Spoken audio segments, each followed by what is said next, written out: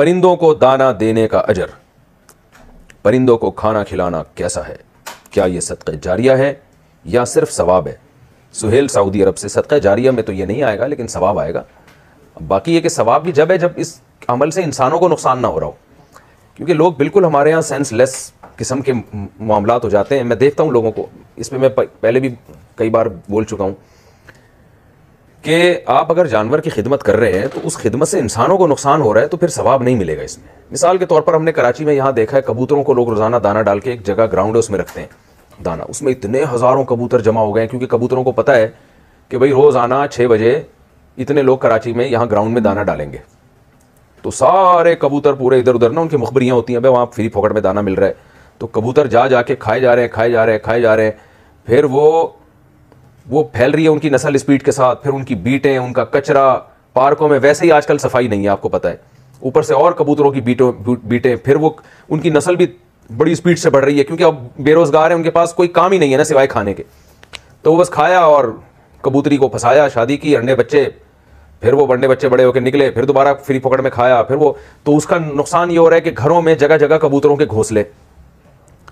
اور اتنے کبوتر ماشاءاللہ ہو گئے ہیں کہ اب وہ جگہ تلاش کر رہے ہوتے ہیں، ہمارے گھر کے روشن دان سے گھس کے پھر انہوں نے وہ انڈے دے دیے، پھر وہ شروع ہو گئے انڈوں پہ بیٹھنا، اور اب وہ بھی ایک ٹینشن والا کام ہوتا ہے۔ کبوتر کی جو بیٹ ہے نا اس میں بیماریاں بھی ہیں، تو اس لیے وہ کام کریں جو لاجک کے مطابق ہو۔ جانور کی خدمت پہ بھی ثواب ملتا ہے لیکن وہ خدمت جس میں انسانوں کو نقصان نہ ہو۔ ہمارے محلے میں ایک صاحب نے بلیوں کو کھلانا شروع کیا،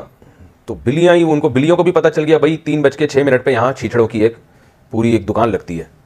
پورے محلے کی بلیوں میں مخبریاں ہوتی چلی گئیں، وہ بلی نے ادھر سے بلایا بھائی انڈا موڑ سے، وہاں کے جا کے اپنی بلیوں کو بلایا، تم بھی آ جاؤ، وہاں سے بلے بھی آ رہے ہیں، وہاں سے بلیاں بھی آ رہی ہیں، ہوتے ہوتے بلیوں کی ایک پوری فوج جمع ہو گئی، روزانہ وہاں کے بیٹھ جاتی۔ اب اس سے ٹریفک میں پرابلم پیش آ رہی ہیں، گاڑی والوں کو گزرنا مشکل ہو رہا ہے، اور پھر وہ بلیوں نے ادھر ادھر، پھر وہ صاحب جب گئے ہیں نا وہ چھیچڑے چھوڑ کے، تو بلیوں کو تو وہ چھیچڑوں کی عادت پڑ گئی تھی فری کے، اب وہ بلیاں آ رہی ہیں، خود تو انہوں نے کمانا چھوڑ دیا، بلیوں نے بالکل ساری جاب لیس ہو کے بیٹھ گئی کہ بھئی ہمیں فری پاکٹ میں یہاں مل رہا ہے تو اب ہمیں جاب کرنے کی بالکل ضرورت نہیں ہے۔ جاب لیس ہونے کا یہ نقصان ہوا کہ جب وہ صاحب موو ہو کے کہیں اور گئے ہیں تو بلیوں کو اب چھیچڑ نہیں مل رہے اور ان کو وہ کمانے کی عادت بھی ختم ہو گئی، تو اب وہ بیٹھ کے اب جب بھوک لگے گی اور وہ عادت وہی ہری ہری کھانے کی پڑی ہوئی ہے، تو اب وہ کیا ہوا کہ انہوں نے لوگوں کی مرغیاں کھانا شروع کر دیں۔ تو میری بھی الحمدللہ 3-4 مرغیاں بلیوں کے پیٹ میں جا چکی ہیں، اللہ ان کی مغفرت فرمائے اور ان کے درجات کو بلند فرمائے۔ بہرحال تو اب نتیجہ یہ نکلا ہے کہ میں اس نتیجے پہنچا ہوں کہ بھائی جانوروں کی وہ خدمت کرو جس سے انسانوں کو نقصان نہ ہو کم از کم۔ تو یہ ٹھیک ہے، نبی صلی اللہ علیہ وسلم نے فرمایا ایک شخص نے پیاسے کتے کو پانی پلایا تو اللہ نے اس کو بخش دیا اسی نیکی پر۔ تو کوئی پیاسا جانور نظر آ جائے، کوئی بھوک سے تڑپ رہا ہو تو اس کو تو کھلائیں موت سے بچانے کے لیے، لیکن اتنا زیادہ وہ کر دینا